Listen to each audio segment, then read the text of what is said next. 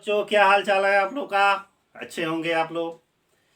तो मैं बताना चाहूँगा कि बीकॉम फाइनल ईयर के लिए एग्ज़ाम का डेट घोषित हो गया यूनिवर्सिटी की ओर से, और आप ही को लिए लाए हैं एक धमाकेदार वीडियो जो काफ़ी एग्ज़ाम के लिए यूज़फुल होगा। तो वह सब्जेक्ट है हमारा marketing practice in India. Marketing practice in India का पेपर जो बचा हुआ है एक, वह जो इस साल एग्जाम बच्चे दे रहे हैं उनके लिए भी उपयोगी है, और जो फाइनल ईयर में इस साल गए हैं उनके लिए भी उपयोगी है। तो आइए हम वीडियो को स्टार्ट करते हैं, और हमारे वीडियो को अधिक से अधिक लाइक, सब्सक्राइब और शेयर करिए, और अधिक से अधिक बच्चों को बताइए ताकि उनके लिए भी उपयोगी हो सके। यह वीडियो जो है यह पिछले साल जितने भी एग्जाम्स में क्वेश्चन हुए हैं उनमें से डाटा कलेक्ट करके बनाया गया है, और उम्मीद है कि काफ़ी अच्छा रिस्पॉन्स होगा। तो आइए शुरू करते हैं। देखिए स्क्रीन पे दिखाई दे रहा है मार्केटिंग प्रैक्टिस इन इंडिया। ये हमारा बीकॉम फाइनल ईयर का एक पेपर है, मार्केटिंग थर्ड पेपर। तो क्वेश्चन हम शुरू करते हैं। पहला क्वेश्चन देखिए, पहला क्वेश्चन हमारा है कि ग्रामीण विपणन और शहरी विपणन में क्या अंतर है। क्या क्वेश्चन है? ग्रामीण विपणन और शहरी विपणन में अंतर। आइए इसको सॉल्व करते हैं।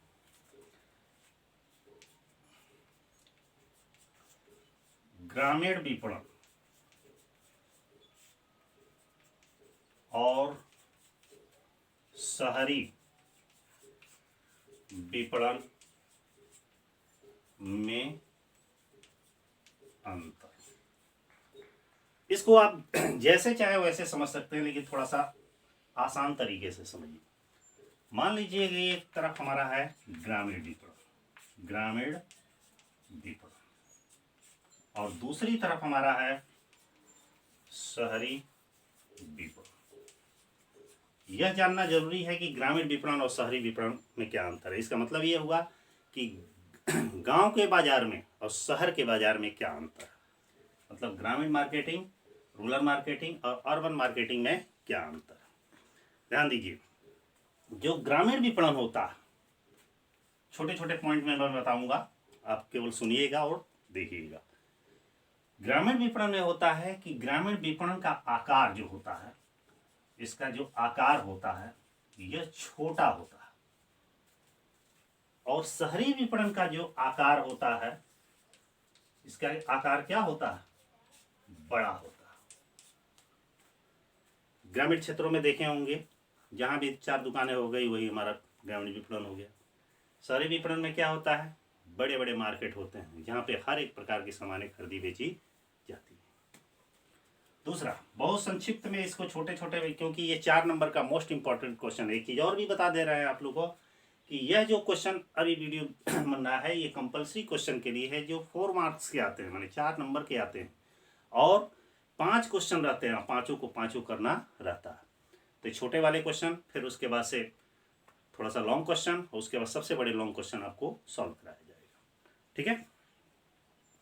अगला, ग्रामीण विपणन में, ग्रामीण विपणन का ये नियंत्रण जो होता है ये किसके ऊपर होता है?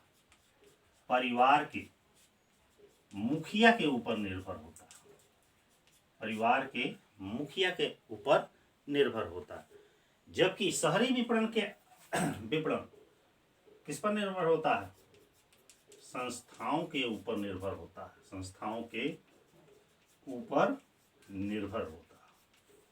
ठीक है। दूसरा अंतर क्या है कि ग्रामीण विपणन जो होता है वह चलायमान होता है। चलायमान का मतलब ये हो गया कि चलता रहता है, निरंतर चलता रहता है। आज यहाँ पे है तो कल कहीं और हो जाएगा, परसों कहीं हो जाएगा। लेकिन शहरी जो विपणन है वह चलायमान नहीं होता है, नहीं होता। क्यों नहीं होता है? क्योंकि वो फिक्स रहती है कि यही मार्केट है, यहीं पे रोज लगना है। ठीक है। ग्रामीण जो विपणन में है इसमें सामाजिक संबंध जो होते हैं अच्छे होते हैं। शहरी विपणन में सामाजिक संबंध कम होते हैं, बहुत ज्यादा नहीं होते। ठीक ना। ग्रामीण विपणन में जो महिला होती है, महिला की स्थिति अच्छी नहीं होती है। क्या होती है? अच्छी नहीं होती। जबकि शहरी विपणन में जो होती है, महिलाओं की स्थिति बहुत अच्छी होती है। क्या होती है? अच्छी होती है। क्यों? क्योंकि शहर में महिलाएं भी मार्केटिंग का कार्य करती है। ठीक ना? और ग्रामीण जो विपणन होता है, वैसे 5 अंतर काफ़ी है, ज़्यादा जानने की ज़रूरत नहीं है, क्योंकि ये 4 ही नंबर का क्वेश्चन है। तो इस तरह ये आपका पहला क्वेश्चन समाप्त हुआ। ठीक है, चलिए आइए मिटाते हैं इसको, हम दूसरे क्वेश्चन की ओर बढ़ते हैं।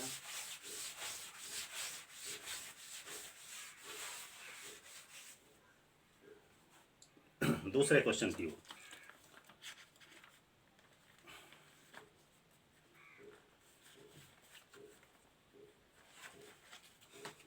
दूसरा क्वेश्चन है, सार्वजनिक वितरण प्रणाली के क्या उद्देश्य? प्रश्न है हमारा, स्क्रीन पे देखिए। सार्वजनिक वितरण प्रणाली के क्या उद्देश्य? आइए शुरू करते हैं। सार्वजनिक वितरण प्रणाली के उद्देश्य। पहले थोड़ा जान लें कि सार्वजनिक वितरण प्रणाली होता क्या। सार्वजनिक वितरण प्रणाली होता क्या, ध्यान दीजिएगा। जब किसी भी देश में या किसी राज्य में उपभोक्ताओं की आवश्यकता को पूरा करने के लिए, कंज्यूमर की आवश्यकता को पूरा करने के लिए उचित मूल्य पर अनिवार्य वस्तुएं उपलब्ध कराई जाती हैं, तो इसी प्रणाली को सार्वजनिक वितरण प्रणाली कहा जाता है। क्या कहा जाता है?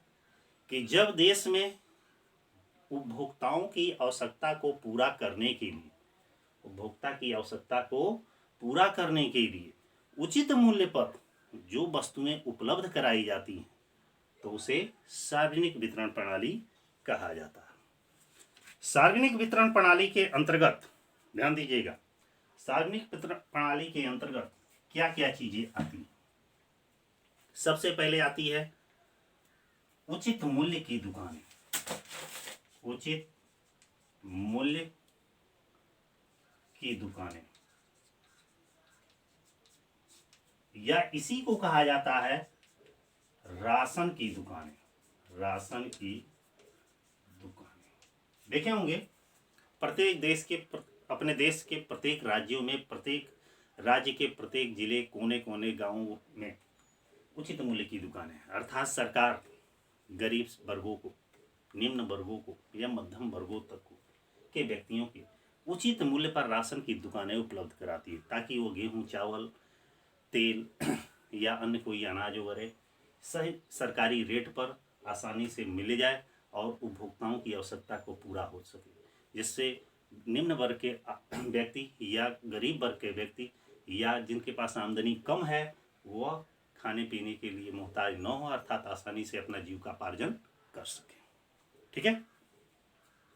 दूसरा इसमें आता है उपभोक्ता सहकारी भंडार।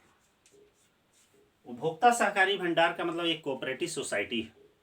कोऑपरेटिव के भी माध्यम से, सहकारी समितियों के भी माध्यम से उपभोक्ताओं के भरण पोषण के लिए, अर्थात खाद, बीज या अन्य प्रकार की सुविधाएं उपलब्ध कराने के लिए, किसानों की उनकी आवश्यकता के अनुसार सुविधा उपलब्ध कराने के लिए संस्थाएं कार्यरत। अगला है मिट्टी के तेल के विक्रेता। मिट्टी के तेल के विक्रेता। मिट्टी के तेल के विक्रेता का मतलब है कि कुछ दुकानें ऐसी होती है जहां केवल मिट्टी का तेल ही मिलता है, वह भी सरकारी रेट से उचित मूल्य पर सभी वर्गों के लिए मिट्टी के तेल की सुविधा उपलब्ध कराती है। अगला इसमें आता है सुपर मार्केट।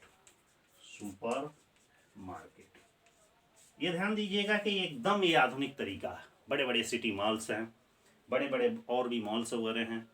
उन मॉल में क्या होता है एक रेट की दुकानें होती हैं, फिक्स दुकानें होती हैं। उसमें कस्टमर या कंज्यूमर क्या करता है, जाता है और अपनी मनपसंद वस्तुएं उसमें से छांट लेता है, अपना ट्रॉली में ले लेता है, घूम घूम कर अपनी मनपसंद की वस्तुओं को देखता है, परखता है, आवश्यकता महसूस करता है तो उसे ले लेता है और काउंटर पर उसका पेमेंट देकर चला जाए। चाहे वहाँ पे अमीर जाए या गरीब जाए, सबको एक समान रेट से वस्तुएं उपलब्ध कराई जाती है। तो यही है आपकी सार्वजनिक वितरण प्रणाली। ठीक है, आइए बढ़ते हैं हम लोग तीसरे क्वेश्चन की।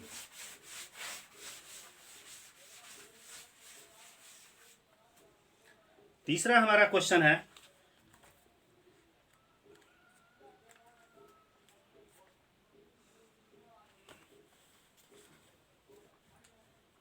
सेबी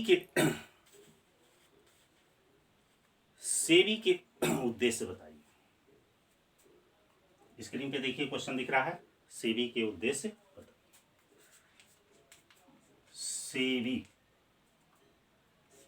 हिंदी में भी लिख दे रहे हैं, सेबी के उद्देश्य। इस तरह काफी आप लोग के लिए वीडियो ये यूजफुल होगा। ठीक है, सबसे पहले हम सेबी के बारे में जान लेते हैं। जो हमारा सेबी है, इसका पूरा नाम क्या है? Security exchange board of India. इसको हिंदी में कहा जाता है भारतीय प्रतिभूति विनिमय बाजार। ठीक है, भारतीय प्रतिभूति विनिमय बाजार। इसकी सबसे पहले शुरुआत की गई थी 12 अप्रैल 1988 को। इसका प्रारंभ कब किया गया? 12 अप्रैल 1988 को इसका क्या किया गया? गठन किया गया। गठन करने के बाद से 31 जनवरी 1992 में एक समझौता हुआ और उस समझौते को एक कानून के अंतर्गत, मतलब संसद के अंतर्गत पारित किया गया। और पारित करने के बाद से फरवरी 1992 में क्या किया गया? इसको औपचारिक रूप से प्रारंभ किया गया, अर्थात यह लागू किया गया फरवरी 1992 में इसे लागू कर दिया गया। ध्यान दीजिएगा, ये कंपटीशन वगैरह के एग्जाम्स में ये सब पूछे जाते हैं। प्रश्न है कि भारतीय प्रतिभूति विनिमय बाजार सेबी क्या होता है? सेबी एक संस्था है जो शेयर बाजार पर नियंत्रण करती है, भारत की प्रतिभूतियों पर नियंत्रण करती है। ठीक ना, भारत में जितने भी प्रतिभूतियां, शेयर, डिवेंचर्स या अन्य कोई सिक्योरिटी है, उसका इशू किया जाता है, सेल किया जाता है, अर्थात पूरे शेयर बाजार पर यह नियंत्रण करने का कार्य करती है। अब प्रश्न है कि इसके उद्देश्य क्या है? ठीक है, उद्देश्य क्या है? यह क्या करती है? जो भी निवेशक होते, निवेशकों की जितनी भी समस्याएं होती है, समस्या का समाधान करती है, निवेशकों की समस्याओं का समाधान करती है। अगला, यह संस्थाओं के जो भी शेयर होते हैं उनका पंजीकरण करने का कार्य करती है। और क्या कार्य करती है? यह अंशों, ऋण पत्रों व प्रतिभूतियों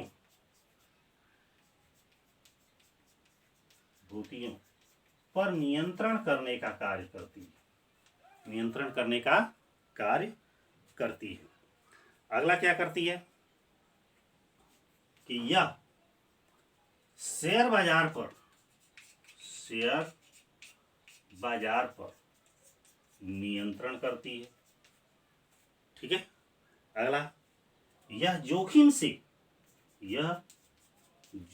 से सुरक्षा प्रदान करती है। ठीक है, यही आपका सेवी का मुख्य उद्देश्य हुआ। आइए मिटाते हैं इसको, चलते हैं अगले वीडियो क्वेश्चन के लिए।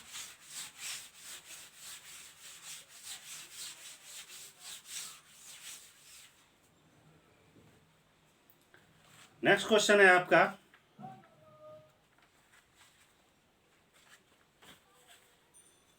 सेवाओं के विपणन से क्या आशय। देखिए स्क्रीन पे दिख रहा है क्वेश्चन है, सेवाओं के विपणन से क्या आशय। हम शुरू करते हैं, सेवाओं के विपणन से आशय। सेवाओं के विपणन से आशय का मतलब जानने से पहले हमें एक चीज जानना होगा कि सेवा किसे कहा जाता है, सेवा किसको कहा जाता है। सेवाओं का मतलब है कि ऐसी एक संस्था जो वस्तुओं को खरीदने बेचने का नहीं कार्य करती है, बल्कि जो भी कस्टमर, ग्राहक या कोई व्यक्ति वगैरह है उनको सुविधाएं प्रदान करने का कार्य करती है। जैसे मान लीजिए कि कोई होटल है, ठीक है, रेस्टोरेंट है, या परिवहन में आ जाइए, परिवहन में कोई भी वाहन, बस, ट्रक, कुछ भी गाड़ी वगैरह है, संचार है, ठीक है, संचार है, या गोदाम है, ठीक है, या सुरक्षा है, या बीमा है। इन सभी को सेवा कहा जाता है। जब कोई संस्था इस प्रकार की सुविधाएं प्रदान करती है, मतलब अपने कस्टमर को, जैसे कोई कहीं हॉल्ट किया तो उसे रुकने के लिए कमरा अर्थात होटल की आवश्यकता होती है जहाँ पे वो विश्राम करता है, तो क्या किया, पैसे के बदले उसने सेवा प्रदान किया। उसी तरह रेस्टोरेंट है, कुछ खाने पीने वाला यूज, तो वो सेवा प्रदान किया। ठीक इसी तरह परिवहन, किसी को कहीं गाड़ी से आना जाना है या माल को भेजना है, लाना है, तो ये भी परिवहन या वाहन क्या है, सेवा है। कम्युनिकेशन माने एक दूसरे से वार्तालाप करना है, यहाँ वस्तुओं का कोई आदान प्रदान नहीं हुआ, अपनी बातों का आदान प्रदान, ये भी सेवा है। गोदाम, माल को सुरक्षित रखना है, कहीं तो भाड़े पर ले लिया गया, ये भी सेवा है।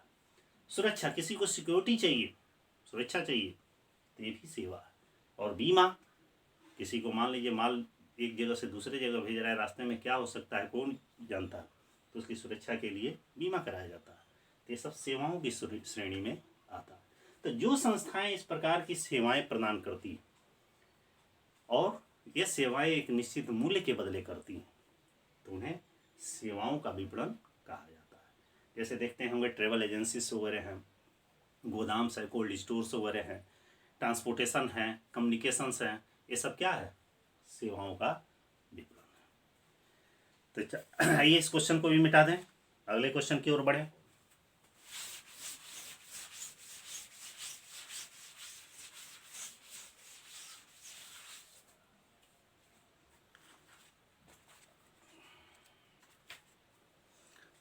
अगला क्वेश्चन हमारा है, विपणन मिश्रण क्या। स्क्रीन पे देखिए, विपणन मिश्रण क्या। विपणन मिश्रण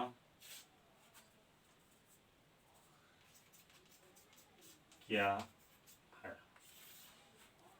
मार्केटिंग मिक्स, ठीक है, मार्केटिंग मिक्स क्या होता है, यह ध्यान दीजिएगा।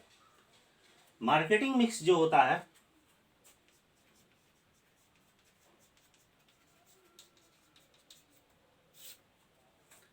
यह 4P से बना है, 4P से बना। वो 4P क्या है, आप इस डायग्राम से समझ सकते हैं, ठीक है, आप इस डायग्राम से समझ सकते हैं। 4P में सबसे पहले आता है प्रोडक्ट, ठीक ना,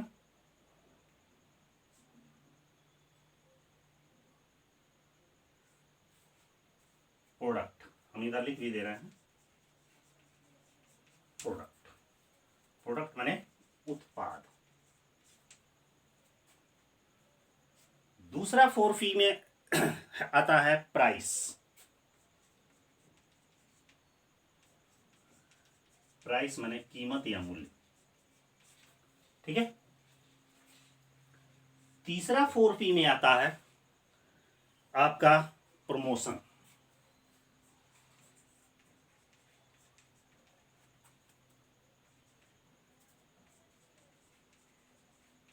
प्रमोशन, प्रमोशन को क्या कहा जाता है? संवर्धन। और चौथे 4P में हमारा क्या आता है? Physical distribution.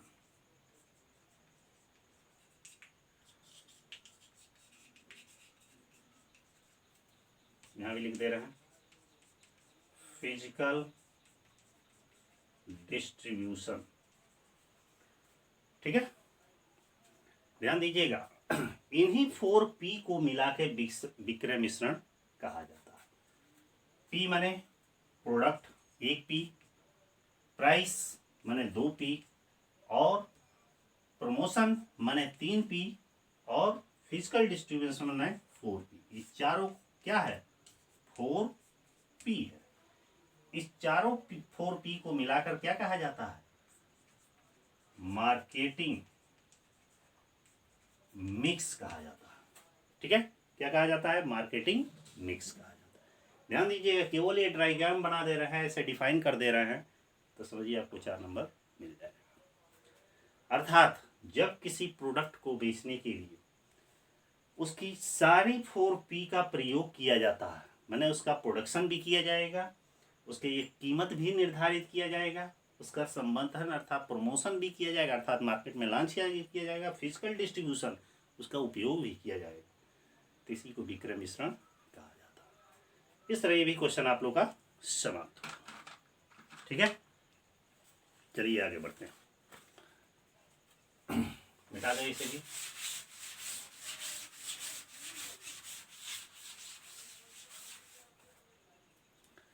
अगला हमारा क्वेश्चन है,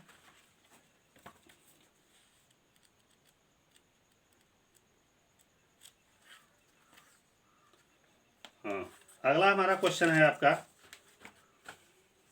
प्रत्यक्ष विपणन। देखिए स्क्रीन पे दिख रहा है, प्रत्यक्ष विपणन या ऑनलाइन विपणन क्या है? प्रत्यक्ष विपणन, इसी को ऑनलाइन विपणन से आशय, ठीक ना। इसको कहा जाता है ऑनलाइन मार्केटिंग। क्या कहा जाता है? Online marketing. इसे स्काई मार्केटिंग भी कहा जाता है। कई बार क्वेश्चन एग्जाम्स में आया है प्रत्यक्ष विपणन क्या है, वही चीज कभी दूसरे साल आया है कि ऑनलाइन विपणन क्या है, और वही चीज तीसरे बार भी आया है स्काई मार्केटिंग क्या है, स्काई विपणन क्या है। ध्यान दीजिएगा, इसको ऐसे समझ लीजिएगा कि स्काई विपणन क्या होता है। जब किसी व्यवसाय या कारोबार में न क्रेता विक्रेता को जानता है, न विक्रेता क्रेता को जानता है या देखा है, अर्थात सीधे एक नेटवर्क के माध्यम से, ऑनलाइन के माध्यम से एक दूसरे से वो संपर्क करते हैं, अर्थात वो अपनी वस्तु को दूसरे को देता है, वो देता नहीं है, वो भेजवाता है, और दूसरा उस वस्तु का मूल्य चुकाता है। इसे ऑनलाइन मार्केटिंग कहा जाता है। जैसे ऑनलाइन मार्केटिंग में आप देखे होंगे, टीवी स्क्रीन पे देखते होंगे, उसमें देता है तमाम चीज़ें, naptol.com है, ठीक ना, या और भी बहुत सारे मार्केटिंग के ऐप्स वगैरह दिए गए हैं, अमेजोन्स वगैरह है, फ्लिपकार्ट है, ये सब क्या है? ऑनलाइन मार्केटिंग है। हम उसको, उस वस्तु को का चित्र देखते हैं, केवल उसकी विशेषता गुणों के बारे में जानते हैं, और हम उस एड्रेस पर अपना मैसेज सेंड कर देते हैं, या फ़ोन कर देते हैं, कॉल कर देते हैं, और वह वस्तु को आपके एड्रेस पर निर्धारित पते पर पहुंचा देता है। तो इसी को क्या कहा जाता है? ऑनलाइन विपणन कहा जाता है, ठीक है। तो इसी के साथ जो कंपल्सरी क्वेश्चन है आज का वीडियो केवल इतना ही। एक दिन और लेक्चर चलेगा कंपलसरी क्वेश्चन पर, ठीक है, उसमें भी 7-8 क्वेश्चन आपको बताए जाएंगे। और इसी के साथ आज का वीडियो हमारा समाप्त हुआ। फाइनल ईयर में जो भी बच्चे हैं एग्ज़ाम दे रहे हैं या देने वाले हैं, जो अभी सितंबर में डेट घोषित किया गया है, ये उनके लिए काफ़ी वीडियो उपयोगी होगा। इसी तरह हमारे वीडियो पर देखते रहिए, हमारे चैनल पर बने रहिए और हमारे चैनल को अधिक से अधिक लाइक, सब्सक्राइब और शेयर करिए, ताकि इस तरह की नई नई जानकारियाँ मैं आप लोग के लिए ला सकूँ। और आप लोग सब्सक्राइब करते हैं, शेयर करते हैं, लाइक करते हैं तो हमारा भी थोड़ा मनोबल बढ़ता है। तो इसी के साथ वीडियो हमारे समाप्त करते हैं, फिर अगले वीडियो में कल मिलेंगे। तब तक के लिए